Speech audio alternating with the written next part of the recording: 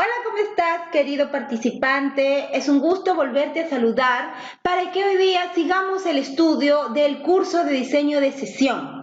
Pero en esta ocasión vamos a ver el módulo número 2, que es el módulo que continúa precisamente a la clase anterior. Este módulo que nos compete estudiar, pues se tiene como título los procesos pedagógicos que promueven las competencias.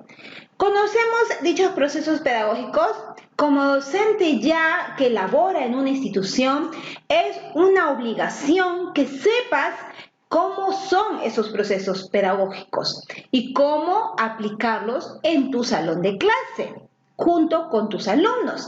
Es por eso que simplemente hoy día, al hablar de esto, quiero reforzar lo que tú ya sabes para que puedas mejorar tu práctica pedagógica en el salón que estés, en la institución educativa que te tengas que tú desarrollar como profesional.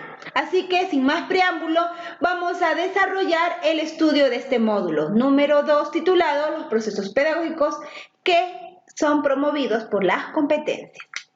Muy bien, estos procesos pedagógicos, para poder estudiarlo en sí, tenemos que detallarlo. Tenemos que, por así decirlo, señalar cada una de las partes que conforman este tema, o mejor dicho, que conforman este módulo número 2. Así pues, vamos a ver los contenidos que tienen que ver con los procesos pedagógicos. Dentro de los procesos pedagógicos se tiene que estudiar los saberes previos.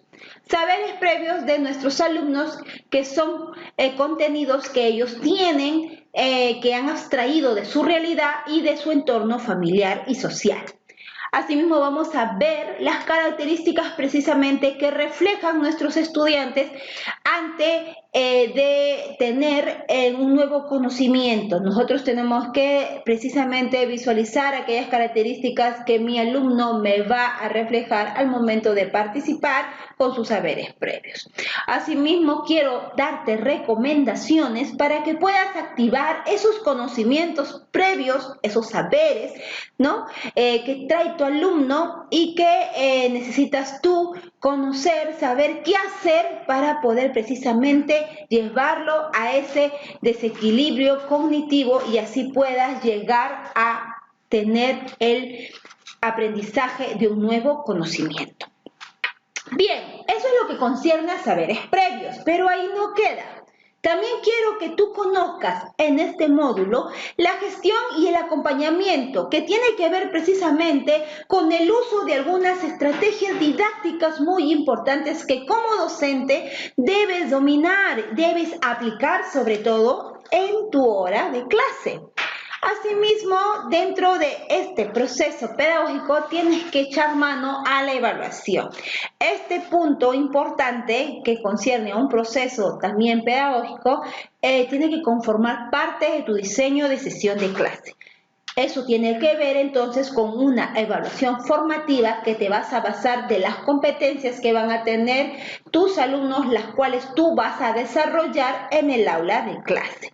Asimismo, en este punto de la evaluación, vas a tener que saber o conocer el enfoque en el que tú estás sustentando esa evaluación que estás dando a tus alumnos con respecto al aprendizaje que ellos están teniendo de tu persona. Y también pues vamos a saber o reconocer o tal vez quizás no sepamos qué propósitos plantearnos para poder delimitar esta evaluación formativa. También te voy a mencionar y bueno, un poquito ayudarte para mejorar dicha sesión de clase. Asimismo, pues es necesario entrar a tallar en la evaluación en sí, en el proceso de enseñanza y aprendizaje, sobre todo, que tiene que ver con las competencias que mi currículo nacional de educación básica me ha dado, en el cual yo me estoy basando para armar mi diseño de sesión. Muy bien, ahora sí, entramos a fondo a conversar un poquito de esto. Los procesos pedagógicos tienen que ver con la problematización, La problematización es una parte fundamental de este proceso pedagógico que va a estar enlazado con el propósito y la organización.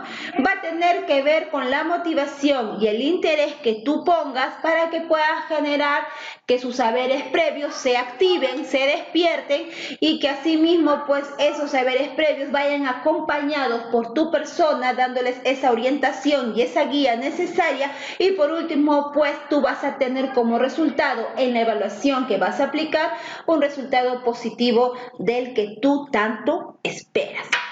Todos esos elementos que te acabo de mencionar vienen a conformar la etapa o el estado de problematización. Muy bien, no solamente queda allí. Ahora yo quiero ahondar sobre los puntos que te he detallado en los contenidos. Empecemos por los saberes previos. Los saberes previos que ya sabemos, valga la redundancia, el término ya conocemos en qué consiste, ¿verdad? Saberes previos que muchas veces tú en clase has tenido que abstraer de tus alumnos para poder pues mediatizar con ellos, canalizar su aprendizaje y tú puedas direccionarlo a lograr nuevos aprendizajes. Entonces, el saber previo, ¿qué será? Los saberes previos, como tenemos acá en la pantalla, pues vienen a ser aprendizajes que ellos han tenido o han tomado de su contexto, para mí llamado contexto familiar o sociocultural, ya que es un contexto que él lo trae de casa y de acuerdo a la realidad que él ha tenido que convivir o que pasar.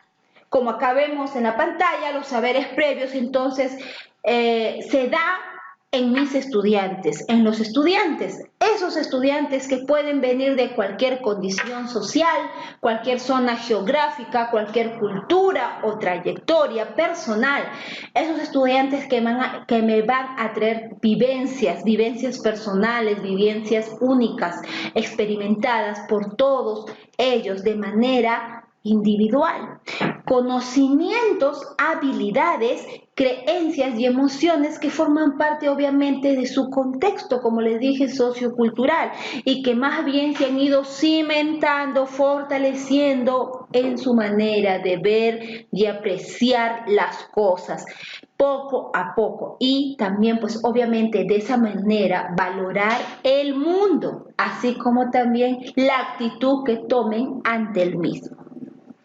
Eso es un primer extracto del saber previo que presenta mi alumno. Pero ¿qué más es el saber previo o los saberes previos? También vendrían a ser esos saberes que el docente va a recoger, porque van a ser indispensables para el docente el abstraer dichos saberes. Porque inclusive para algunos docentes va a ser ese punto de inicio o de partida para que tú empieces ese aprendizaje con ellos. Lo nuevo que tú le vas a dar a ellos por aprender va a constituirse precisamente sobre esos saberes anteriores que el alumno tiene. Tú al contrario, no es que ellos traen ese saber y están equivocados, no, no. Tú tienes que fortalecer esos saberes, complementando esos saberes, adicionando. Muchas veces tienes que para poder hacer crecer dichos saberes, pues tienes que contrastar posturas o refutar con ellos lo que ya se sabe, de tal manera que tú de esa manera lo involucres a que pueda generar y crecer con un nuevo conocimiento. Y como te digo, no debes ignorarlo. Por eso es que la función clave que tú tienes que aplicar en los saberes previos es esa función que le permita al alumno identificar que él está con un saber anterior y precisamente que él mismo tiene que llevarlo a otro nivel y tú como docente tienes que direccionar esa identificación para que el alumno vaya guiado por ti a esa nueva etapa o a ese nuevo estado de aprendizaje y tú vas a llevarlo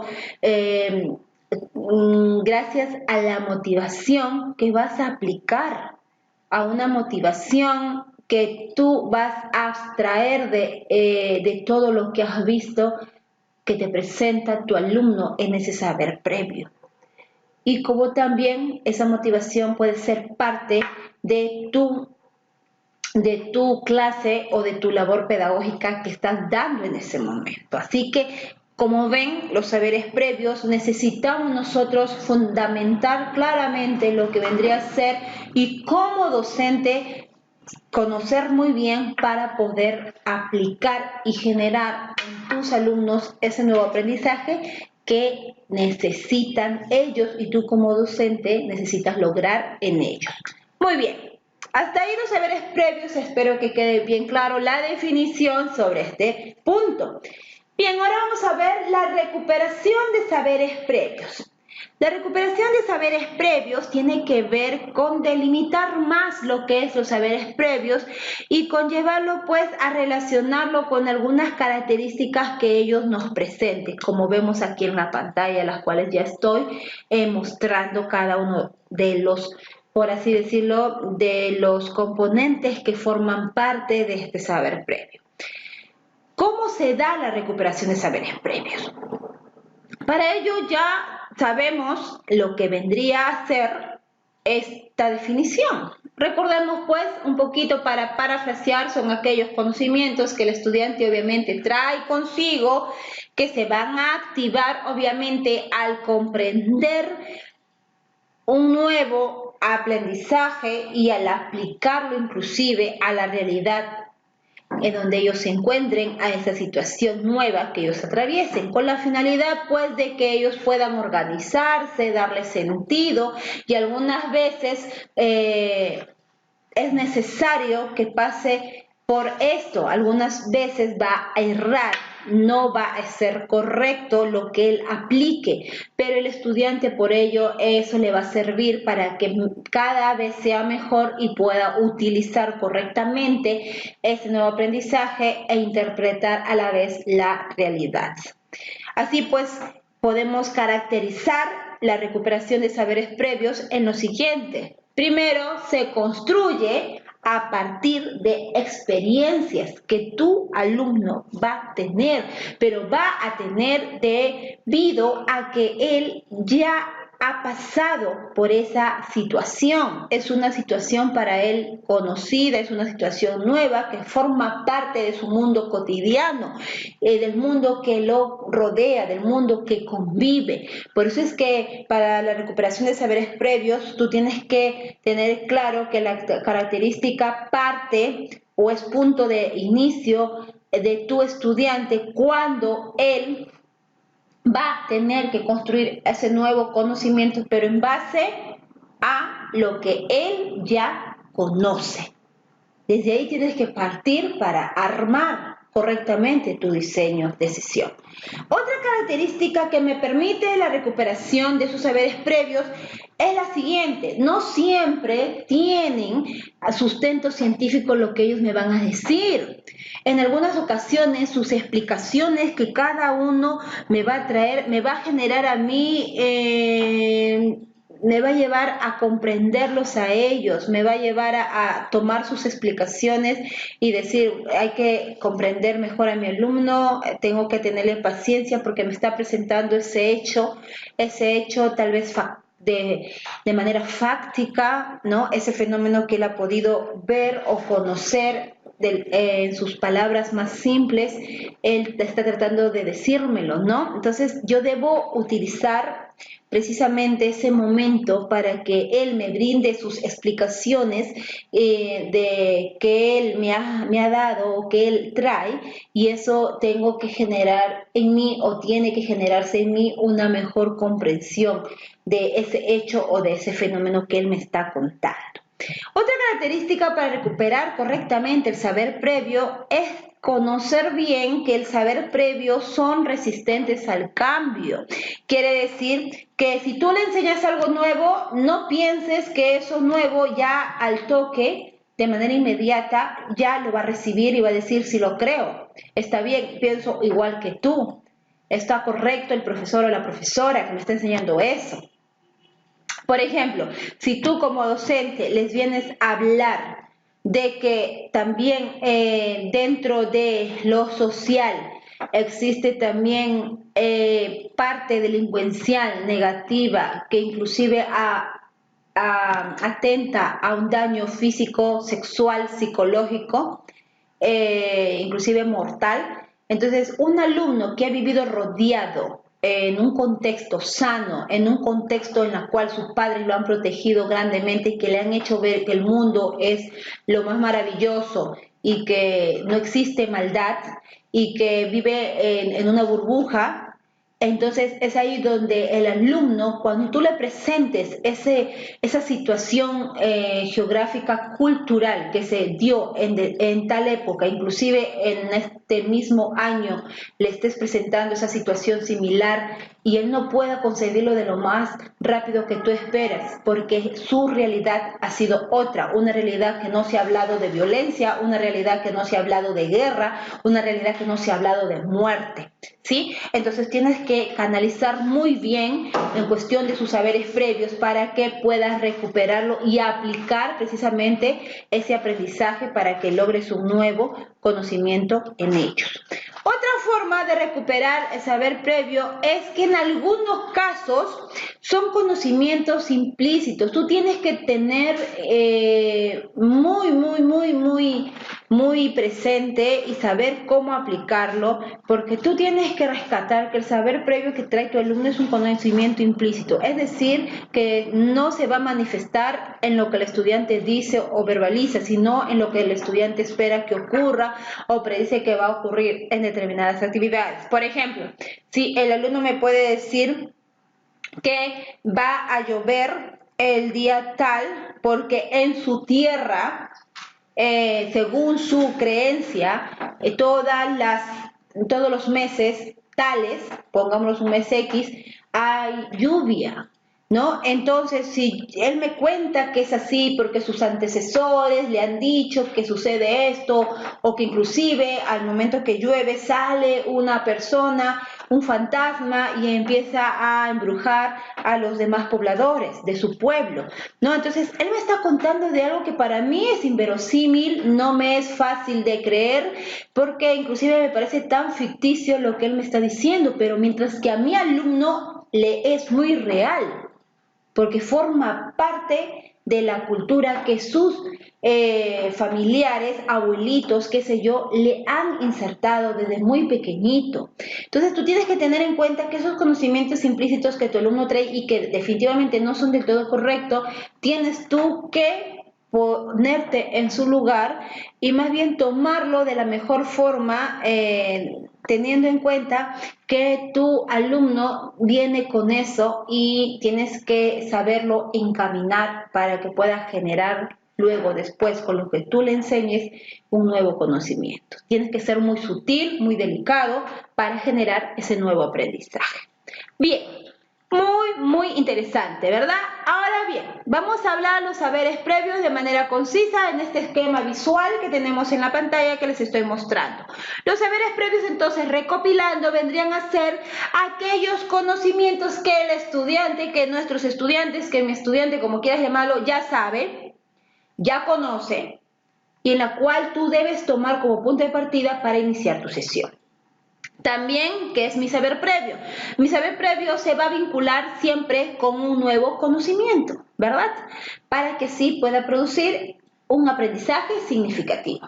Eso es lo que quieres, ¿no? Al lograr a él desestabilizarlo de manera cognitiva, hacerle que entre de un conocimiento que ya conoce a un nuevo conocimiento, entre en un conflicto cognitivo donde se da esa disonancia, ¿verdad? Ese desequilibrio, esa desestabilización y le hace a él sentirse en una situación que tal vez no puede controlar, pero tú tienes que generarlo con mucha inteligencia y encaminarlo para que él pueda lograr volver nuevamente a esa estabilización de conocimientos.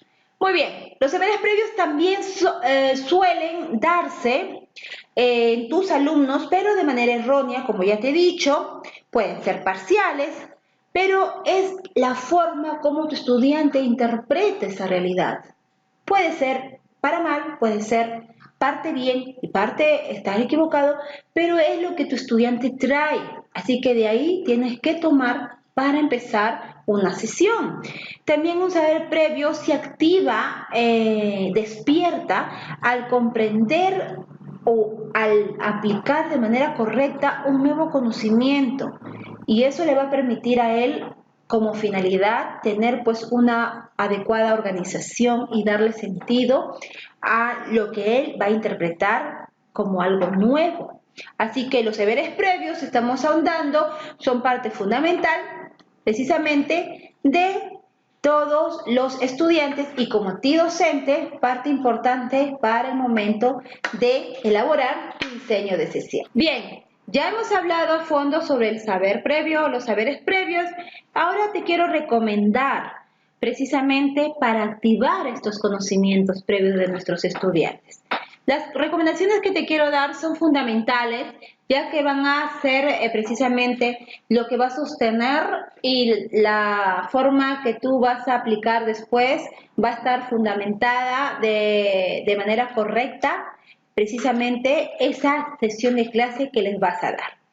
Así que atentos a estas recomendaciones. Primera recomendación para que actives ese saber previo que él trae es dejar que fluya como una plática enriquecedora. Quiere decir que yo voy a darle toda la confianza a mi alumno, que se suelte, se libere en contarnos esa experiencia personal, esa realidad propia que él trae de casa. ¿Bien?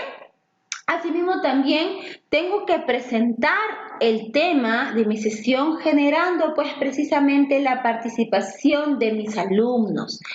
¿Y cómo lo voy a hacer que el alumno me participe? Es preguntándole. Le quiero preguntar a mi alumno muchas cosas que tienen que ver con mi tema o con mi parte introductoria del tema que voy a enseñarles. Y es así, voy a ir abordándolos. Pero tus preguntas no tienen que ser cualquier tipo, tienen que ser preguntas que se acerque a lo que él sabe. Es por eso que cuando tú haces tu plan anual o programación anual, tú tienes que, hay una parte que dice fundamentación de tu plan anual. Y la fundamentación de tu programación anual es precisamente sostener de dónde está realmente ubicado la zona de tu institución educativa. ¿Cuáles son aquellas necesidades que se van a generar ya en tus estudiantes o que tú has podido identificar en tus estudiantes, ¿verdad? Y empieza a desencadenarse muchas cosas con respecto al contexto del estudiante, a la necesidad primaria que ellos tienen y cuál es la labor de la institución en ese año lectivo, ¿cierto? Entonces, es aquí lo mismo, más si es que tú vas a aplicarlo ya directamente con esa persona que es la indicada, que son tus alumnos. Bien, entonces tú debes presentarles ese tema, generando la participación de ellos a través de preguntas, pero preguntas que obviamente, como ya te has organizado y has hecho tu programación y ya sabes en qué contextos se mueven, ya sabes más o menos qué necesidades tienen, pues tus preguntas tienen que estar enlazado a esa necesidad o esa realidad de ellos, pero a la par relacionándolo con el tema que les vas a traer. Así de simple.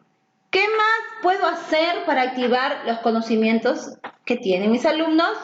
Conducirles a una discusión, pero una discusión no formal, sino una discusión amena, tranquila, que se sientan sueltos, libres de expresar lo que ellos piensan.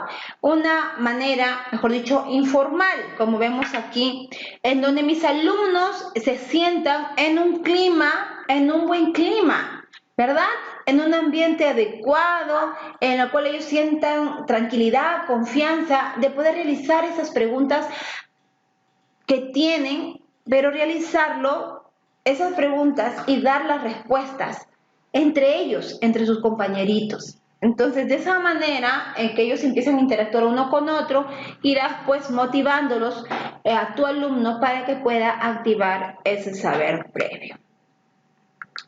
Muy bien, también Un punto interesante es que uses pistas, que uses claves para explotar precisamente distintos índices estructurales. Mejor dicho, tienes que usar tal vez métodos en los cuales te van a arrojar indicios de que tus alumnos están teniendo ya o te están mostrando, estás vislumbrando un saber previo y para abstraer el saber previo, tú puedes generar, activar el saber previo con pistas o claves que utilices para iniciar tu sesión de clase en tu dinámica. Como también, por ejemplo, incluir mapas o redes semánticas y a las de representación lingüística inclusive. Por ejemplo, si tú quieres hablarles del texto, tú puedes iniciar enseñándole en un esquema gráfico, en un cuadro de resumen, un cuadro sinóptico que se les llama, o resúmenes breves,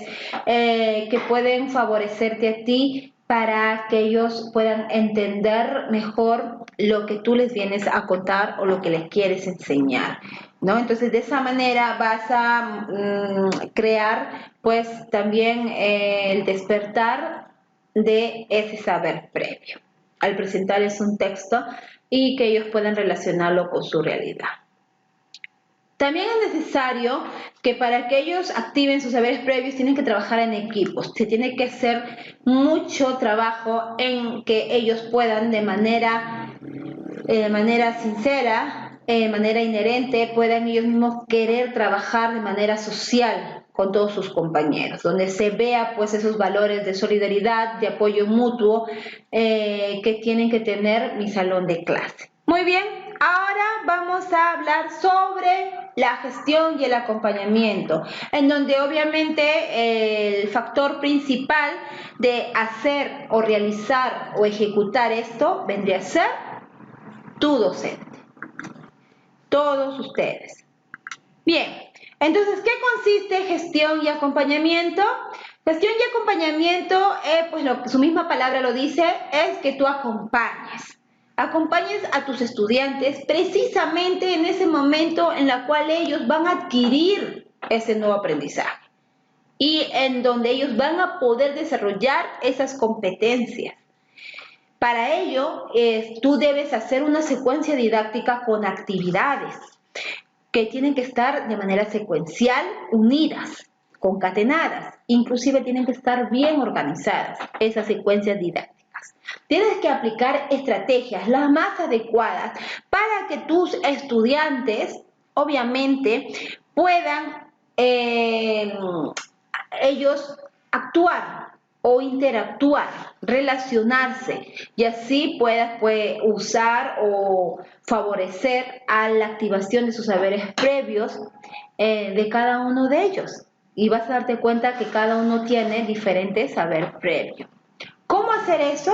Pues puedes aplicar técnicas, puedes aplicar procedimientos, habilidades cognitivas, asumir actitudes, inclusive desarrollar disposiciones afectivas, desarrollar dinámicas de actividades o donde se vean las habilidades socioafectivas, socioemocionales, construir nuevos aprendizajes, conceptos, hacer reflexionar a tus estudiantes sobre el mismo aprendizaje que ellos tienen, sobre su propio constructo conceptual, con lo que ellos traen. Esto es importante, pero no basta ahí. Es indispensable que tú como docente observes, acompañes, hagas un seguimiento de todo esto que está sucediendo en este proceso pedagógico.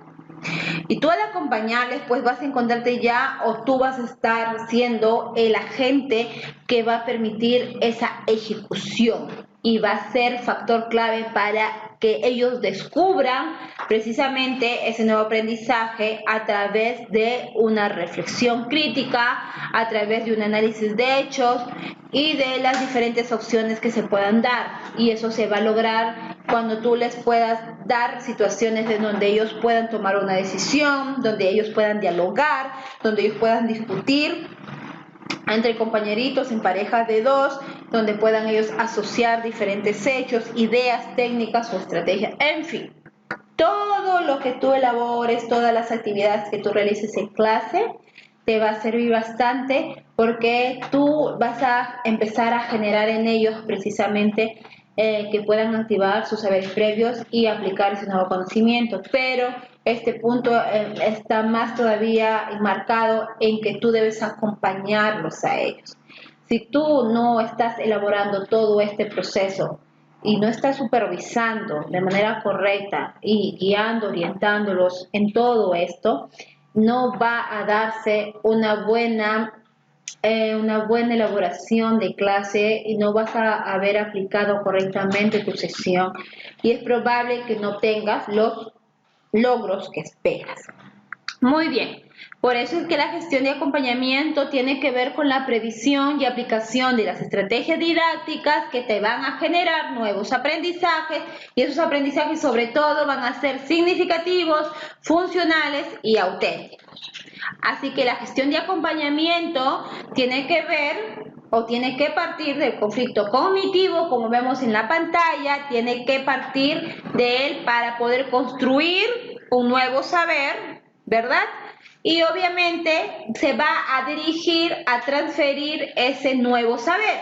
¿Qué es eso, profesora? Quiere decir que yo ya le di ese nuevo conocimiento, pero ahora yo no quiero que quede en mi alumno, quiero que lo aplique a su realidad.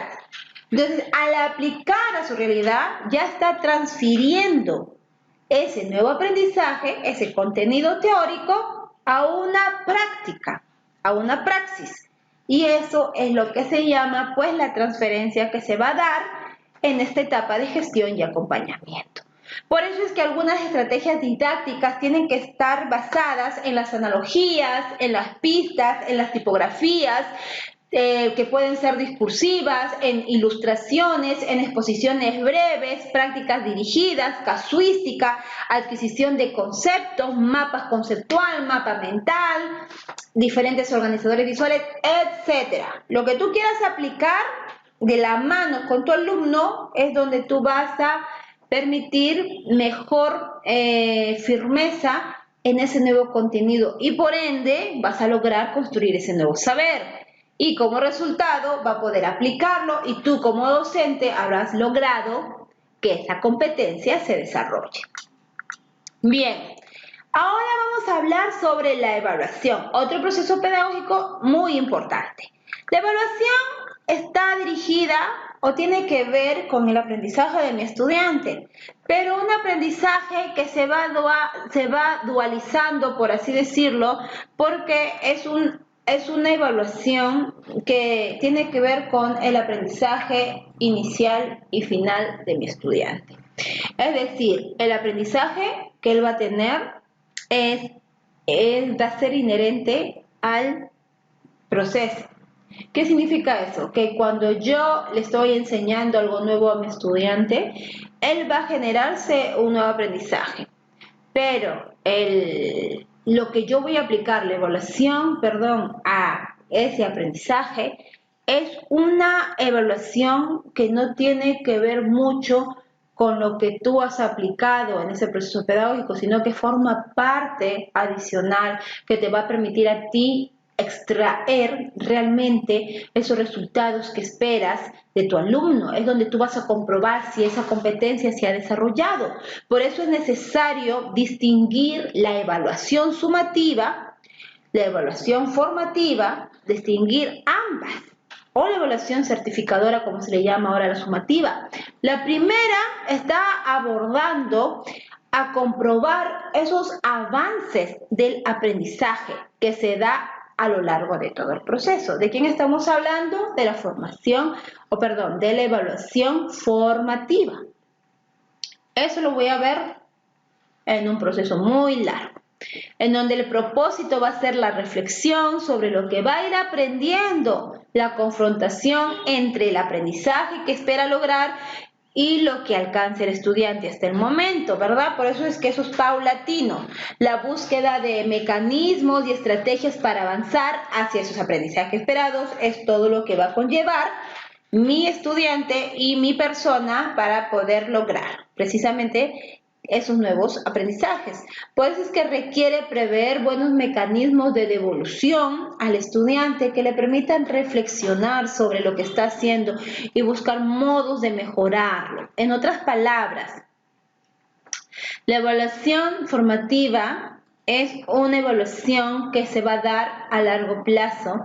Es una evaluación que te va a permitir, valga la redundancia, evaluar desde un primer momento a tu estudiante, en donde tú lo que tienes que generar es la reflexión en todo lo que está haciendo tu estudiante. Y de esa manera tú vas a ver la solución que le da y con tu ayuda, con tu apoyo, tu acompañamiento, él va a poder mejorarlo. Y para eso obviamente que tu ayuda tiene que ser oportuna y tiene que ser asertiva. Bien, entonces la evaluación formativa tiene que ver con las competencias en el aula. Claro que sí. Por ende es que la evaluación formativa cumple diferentes funciones que aquí les quiero mostrar. La evaluación formativa permite en este caso o posibilita las acciones para el progreso del aprendizaje. En otras palabras, yo al aplicar la evaluación formativa voy a llevar de la mano la retroalimentación y el diagnóstico. Y de esa manera yo voy a generar con seguridad que mi alumno ya haya consolidado un nuevo aprendizaje y yo de esa manera lo voy a comprobar. Entonces, la evaluación formativa tiene que ver con las competencias, las cuales yo los voy a abordar desde la retroalimentación y desde un enfoque diagnóstico que yo tengo que darle a mi estudiante. Por eso es que la evaluación formativa va a relacionarse directamente con el aprendizaje de mis estudiantes, facilitando, mejor dicho, ese progreso que tiene que pasar en su aprendizaje. Y van a ir de la mano, obviamente, con lo que acabo de mencionarles. Bien, entonces el enfoque en el que se sustenta la evaluación de estos aprendizajes viene a ser un enfoque formativo, ¿cierto? Ese enfoque formativo, para poder detallar de manera correcta y específica, les tengo que mostrar aquí a continuación. El enfoque formativo de mi evaluación tiene que ver con valorar el desempeño de los estudiantes al integrar y combinar sobre todo diversas capacidades. Esa es la función que cumple mi evaluación formativa. ¿Qué más? Al evaluarles de esta manera, voy a poder identificar el nivel actual en el que se encuentran los estudiantes. Van a estar ellos involucrados respecto a las competencias, con el fin, obviamente, de ayudarlos hacia que ellos se dirijan a los niveles más altos. En otras palabras, el enfoque formativo que yo le voy a dar a mi evaluación, yo voy a poder de esa manera identificar qué nivel están, identificar cuánto han desarrollado esa competencia y hacer algo para llevarlos a un nivel más alto de su aprendizaje.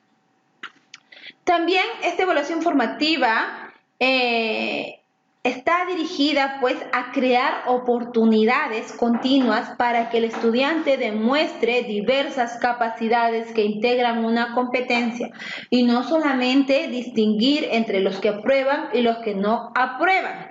Esto quiere decir lo siguiente: yo al aplicar una evaluación formativa, yo estoy generando en mi estudiante una nueva oportunidad en la cual él sea capaz de demostrar sus diversas capacidades que él de manera inherente tiene. Yo voy a ver cómo él aplica esas capacidades, desarrolla esas capacidades y obviamente va a ir de la mano con la competencia. Entonces, yo voy a ver que esta evaluación formativa es necesario porque me va a reflejar un desarrollo en sus capacidades, un desarrollo en sus competencias, no solamente para distinguir entre los que aprueban y no aprueban, sino para tener yo inclusive una tabla de medición y saber cuánto han avanzado mis alumnos y cuánto aún les falta por avanzar. Muy bien. Entonces, los propósitos de la evaluación formativa serían a nivel del estudiante y a nivel del docente, ¿cierto? A nivel del estudiante es que yo quiero que mi estudiante logre con esta evaluación formativa su autonomía, que él mismo solo pueda defenderse con sus conocimientos que ya han estado ya bien cimentados en él, pueda desarrollar la metacognición de manera más sólida y de manera rápida. Esa metacognición del aprendizaje puede aumentar la confianza de lo que ya sabe, con seguridad creer y sentirse seguro que ya él está aprendiendo algo nuevo y ya lo domina. Y obviamente que la evaluación formativa a nivel del estudiante le permite pues que aprenda a comunicarse cada vez mejor. ¿Sí? Entonces, eso es a nivel del estudiante. Y a nivel del docente, pues el docente le va a permitir atender a la diversidad de sus estudiantes. Él va a poder ya tener una idea más grande, más general, de cómo están constituidos mis estudiantes, de cuánto les falta por rendir, de qué es lo que yo tengo que trabajar en ellos para poder lograr que todos avancen. Eso es a nivel del docente. También es importante que la evaluación formativa a mí me permita como docente evitar la deserción o la exclusión. Mejor dicho, si yo hago una evaluación formativa o lo aplico en clase, es con el objetivo de poder como docente confrontarme y decir qué es lo que puedo hacer, qué es lo que me falta hacer para ayudarle a mis estudiantes. No más bien decir, ah, no, estos salieron jalados, siempre lo mismo, todas las veces que yo evalúo, siempre es así y ya los descarto, los excluyo, ya no puedo, ¿no? Y no es la manera correcta. A nivel de docente, tienes que evitar esto, como también tienes que retroalimentar sus aprendizajes. Para que evaluación formativa se dé, es necesario siempre que tú refuerces sus aprendizajes, hagas una síntesis de todo eso para que ellos puedan ya dominar y así puedan reflejar que salen óptimos en esa evaluación formativa, que como vemos va de la mano con lo que tú desarrolles en clase. No es que es una evaluación que tú les tomas por escrito una vez al mes y ahí queda. Esto es, en cada parte de tu sesión tienes que aplicar la evaluación formativa. Y también, pues obviamente a nivel del docente, la evaluación formativa le va a permitir al docente utilizar variedad de métodos y formas de enseñar, porque a raíz de ese resultado que obtuvo, en su sesión de clase va a saber qué es lo que tiene que aplicar para mejorar lo que se equivocó o lo que le faltó hacer. Muy bien. Entonces, la evaluación formativa está enmarcada dentro del proceso de enseñanza y aprendizaje de mis estudiantes, queridos docentes. ¿Podemos hacernos esa pregunta? Claro que sí, ¿verdad? ¿De qué manera? Primero, es que esto pues le va a permitir comprender la competencia por aula. Está enmarcado dentro de este proceso porque comprende la competencia que se da en cada una de las aulas. Analiza el estándar de aprendizaje de cada ciclo. También selecciona o diseña situaciones significativas. La evaluación dentro del proceso de enseñanza utiliza ciertos criterios de evaluación para que de esa manera pueda construir dichos instrumentos que le van a permitir mejor evaluar a sus estudiantes. Asimismo, también conlleva a que pueda comunicar a los estudiantes en qué van a ser evaluados y qué criterios de evaluación va a tomar. Mejor dicho, cuando yo esté aplicando mi sesión de clase, yo tengo que decirles a ellos, hacerles ver que van a estar siendo evaluados desde que se inicia la clase, que yo voy a tener que considerar para darles un punto, para darles 2 puntos, ciertos criterios como docente para que eso les ayude a ellos a subir de nota, a mejorar y a que puedan desarrollar sus competencias. Yo les tengo que hablar, pero no hablar como una advertencia ni una amenaza, sino simplemente motivarles a que si pueden ellos tener esa actitud, esa participación solidaria y esa atención y ese interés por la clase, pues van a ganar una recompensa y la recompensa es precisamente que van a salir bien en su evaluación, ya que yo les voy a indicar qué es lo que, o les estoy indicando qué es lo que me interesa para que ellos logren obtener ese nuevo aprendizaje y puedan desarrollarse y puedan ser buenos alumnos. Asimismo, también esta evaluación formativa valora, dentro de este proceso de enseñanza y aprendizaje, valora el desempeño actual de cada estudiante a partir de un análisis de evidencias. Es lo mismo, ¿verdad? Ya estamos hablando en toda esta clase que el estudiante siempre va a traer algo, ya que él está insertado en un mundo donde él ha construido ya de manera mental un concepto. Eso ya lo trae consigo y más bien tú al contrario tienes que valorar el desempeño que tu estudiante tenga con lo que él conoce, con lo que él te está mostrando, ¿sí? Asimismo, también en la evaluación formativa retroalimenta a los estudiantes, obviamente, para ayudarlos a avanzar hacia el nivel esperado, que es el nivel más alto, ¿verdad? Y de qué forma ajustando las enseñanzas a las necesidades que va a ir poco a poco identificando. Bien, entonces es necesario que hablemos de la retroalimentación, ya que forma parte fundamental de la evaluación formativa. Y acá a mi costado, pues, estamos visualizando un esquema adecuado por la cual te demuestro que es de vital importancia esta parte que compete el proceso pedagógico dentro de mi sesión de clase, ya que aquí tiene que ver con diferentes etapas. Se da la etapa inicial, donde se van a transcurrir experiencias previas.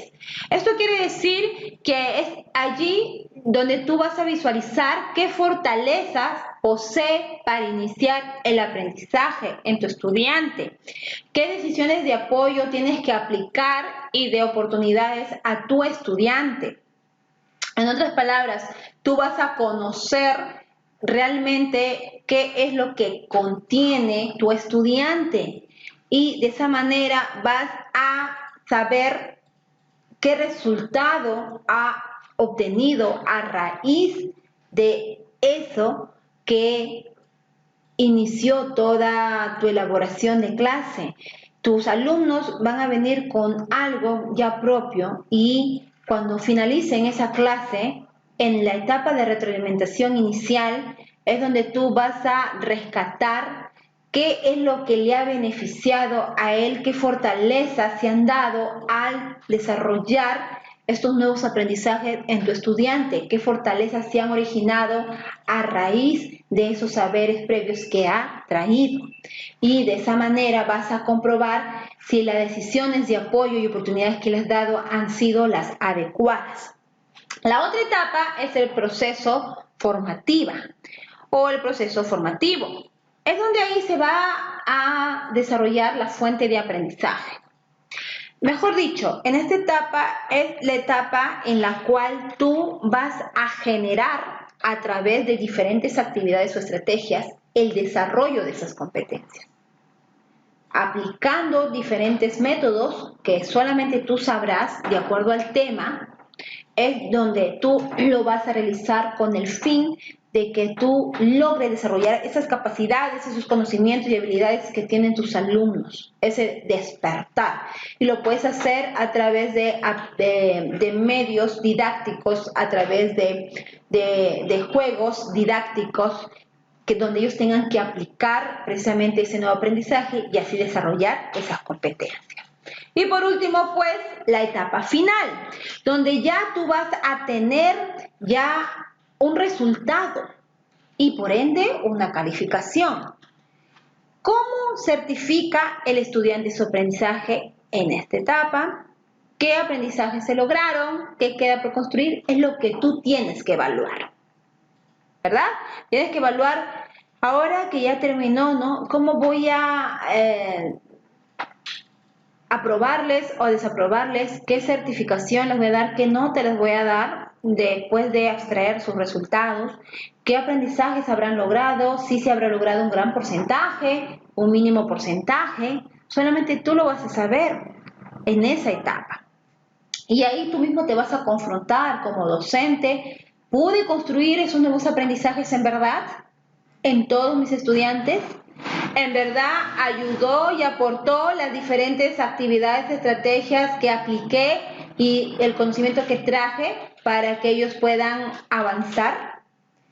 Todo eso es lo que tú vas a comprobar en esta etapa. Entonces, como vemos, la retroalimentación marca una parte fundamental en la evaluación formativa. Muy bien. Hasta aquí ha sido un gusto poder conversarles un poco sobre esto que ya conocemos, deseándoles entonces que les pueda ser de mucha utilidad en la aplicación de su labor pedagógica, de su práctica pedagógica dentro de sus aulas, en cada una de sus instituciones. Y acá pues se les deja esta frase, la cual nos dice que solo aquel que se consagra a una causa con toda su fuerza y alma puede ser un verdadero maestro. Por esta razón, ser maestro lo exige todo de una persona. En otras palabras, Albert Einstein, que nos deja esta frase, nos dice de que debemos ser maestros, que no nos conformemos a tener el título de maestro solamente, sino ser un verdadero maestro, aquel que se consagra con un ideal claro, que da todo por ese objetivo y que realmente le motiva ser un verdadero maestro cuando él da todo de sí por sus alumnos.